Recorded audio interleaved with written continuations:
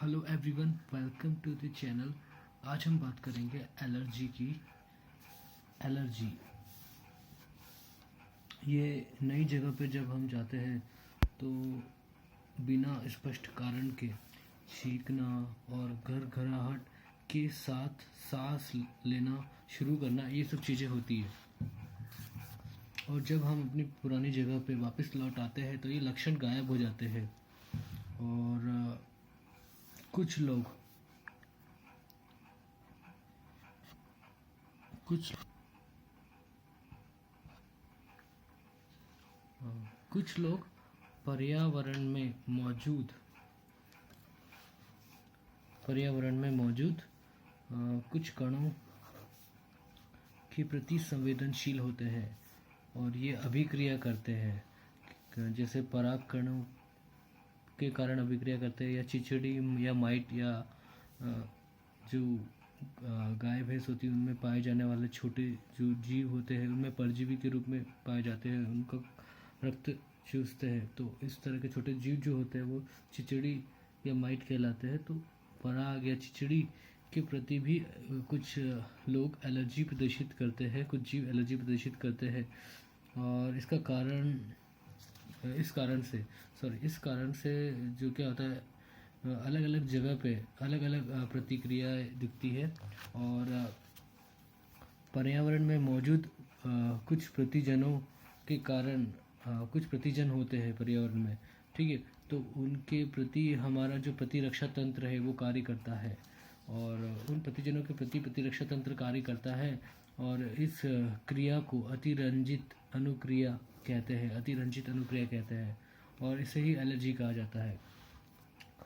पदार्थ या जो प्रतिजन होते हैं के प्रति हमारे शरीर में प्रतिरक्षी अनुक्रिया होती है, और इन प्रतिजन को एलर्जन कहते हैं। इनके प्रति बनने वाली प्रतिरक्षा को हम आईजीई प्रकार की प्रतिरक्षा कहते हैं, जो एलर्जन के प्रति बनती है। आईजीई प्रकार की प्रतिरक्षा या एंटीबॉडी बनती है। ये एलर्जन के सामान्य उदाहरण अगर हम देखें तो सामान्य उदाहरण इसमें आएंगे। धूल में चिचड़ी जो रहती है वो पराग के कारण, और प्राणी लघुशल्क के कारण, या डेंडर या डेंड्रफ के कारण ये सब एलर्जियाँ होती है। और इन सब अनेक क्रियाओं के कारण जो लक्षण आते हैं वो प्रदर्शित होते हैं, जैसे कि छींकना, और आँखों में पानी या पनीली आँखें, बहती नाक, और सांस लेने में कठिनाई, ये सब लक्षण प्रदर्शित होते हैं एलर्जी के कारण। और एलर्जी में होता क्या है, जो मास्ट कोशिका होती है, मास्ट कोशिका जो होती है, मास्ट कोशिका उनसे हिस्टामिन और सेरोटोनिन रसायन जो होते हैं वो रिलीज होते हैं। और यही रसायन जो होते हैं वो एलर्जी का कारण होते हैं। एलर्जी का कारण क्या है? रसायन सेरोटोनिन और हिस्टामिन। और ये जानने के लिए कि रोगी को एलर्जी किस वजह से है, संभावित कारण जानने के लिए संभावित एलर्जनों की बहुत थोड़ी सी मात्रा टीका द्वारा दी जाती है, और प्रतिक्रिया का अध्ययन किया जाता है। और कुछ दवाइयाँ, कुछ औषधियाँ जैसे प्रतिहिस्टामिन, एड्रेनालिन और स्टीरॉइडों से जैसी औषधियों से एलर्जी के जो लक्षण होते हैं वो जल्दी घट जाते हैं, ठीक है। ये सब हमने देखा एलर्जी में। अब हम आगे बात करेंगे अगले पॉइंट की। आधुनिक जीवन शैली की बात करें तो जिसके फलस्वरूप लोगों में प्रतिरक्षा जो है वो घटी है, और एलर्जनों के प्रति संवेदनशीलता बढ़ी है। और भारतवर्ष के महानगरों में अधिकाधिक बच्चे पर्यावरण के प्रति जो उनकी संवेदनशीलता है उसके कारण पर्यावरण के प्रति संवेदनशीलता बढ़ी है, उसके कारण उनमें एलर्जी और दमा या अस्थमा जैसे रोग होने लगे हैं, इससे पीड़ित होने लगे हैं। इसका कारण जो बच्चों को प्रारंभिक जीवन काल में बहुत ज़्यादा ही रक्षित पर्यावरण देना, या रक्षित पर्यावरण में रखना। तो ये एक पॉइंट देखा। उसके बाद हम आगे बढ़ते हैं। उसके बाद हम बात करेंगे स्व प्रतिरक्षा की। स्व प्रतिरक्षा क्या है? तो उच्चतर कशेरुकियों में विकसित होता है स्मृति के आधार पर उपार्जित प्रतिरक्षा। अपनी कोशिकाएं और विजातीय जीवों जैसे रोगाणु के बीच भेद करने की क्षमता होती है इन उच्चतर कोशिकाओं में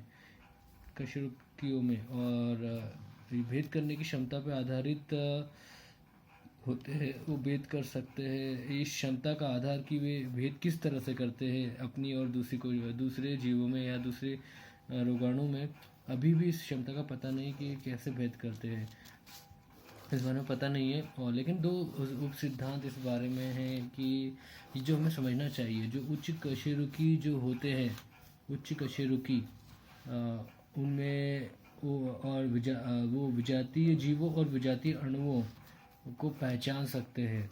और ये इसका प्रयोगात्मक प्रतिरक्षा विज्ञान से इस संबंध में हमें जानकारी मिलती है। और दूसरा तथ्य हमें जानना चाहिए कि कभी कभी आनुवंशिक और अज्ञात कारणों के कारण शरीर में अपनी ही कोशिकाओं पर हमला कर देता है। शरीर अपनी ही कोशिकाओं पे हमला कर देता है, जिसके फलस्वरूप क्या होता है, शरीर को क्षति पहुंचती है और यह स्वप्रतिरक्षा रोग कहलाता है। हमारे समाज में बहुत से लोग आमवती संधि शोथ या जिसे कहा जाता है रीमेटॉइड आर्थराइटिस से प्रभावित होते हैं, जो एक स्व प्रतिरक्षा रोग है। तो इस तरह से हमने स्व प्रतिरक्षा रोग के बारे में पढ़ा, जिसमें शरीर अपनी ही कोशिकाओं को नष्ट करने लगता है। उस रोग का नाम रीमेटॉइड आर्थराइटिस देखा। ठीक है, अब हम अगला पॉइंट देखते हैं। शरीर में प्रतिरक्षा तंत्र की बात करें तो प्रतिरक्षा तंत्र बात करें मानव में, तो उसमें क्या क्या आता है। उसमें आता है लसीका अंग आते हैं या लिम्फॉइड ऑर्गन्स आते हैं, और उसमें आता है ऊतक, उसमें आती कोशिकाएं, और उसमें आते हैं घुलनशील अणु जैसे कि प्रतिरक्षी या एंटीबॉडी, ये सब शामिल होते हैं। और प्रतिरक्षा तंत्र इस मायने में बेजोड़ होता है कि यह विजातीय और प्रतिजनों के बीच में पहचानता है और उसके प्रति अनुक्रिया करता है। ये और उस विजातीय अणु के प्रति प्रतिक्रिया या अनुक्रिया तो करता ही है, और इन्हें याद भी रखता है कि ये प्रतिजन पे पहले हमला हुआ है, ये प्रतिजन या विजातीय अणु पे पहले प्रतिक्रिया की गई है। तो ये सब हमारे प्रतिरक्षा तंत्र का काम होता है। प्रतिरक्षा तंत्र क्या क्या चीज़ें किन किन चीज़ों में महत्वपूर्ण भूमिका निभाता है वो देखते हैं। तो एलर्जी की प्रतिक्रियाओं में महत्वपूर्ण भूमिका निभाता है प्रतिरक्षा तंत्र। इसके अलावा स्वप्रतिरक्षी रोगों में महत्वपूर्ण भूमिका निभाता है। अंग प्रत्यारोपण में भी महत्वपूर्ण भूमिका निभाता है प्रतिरक्षा तंत्र। इस तरह से हमने देख लिया शरीर में प्रतिरक्षा तंत्र के बारे में, और आगे के पॉइंट हम कंटिन्यू करेंगे। आज के लिए इतना ही, और thank you for watching. See you in the next video.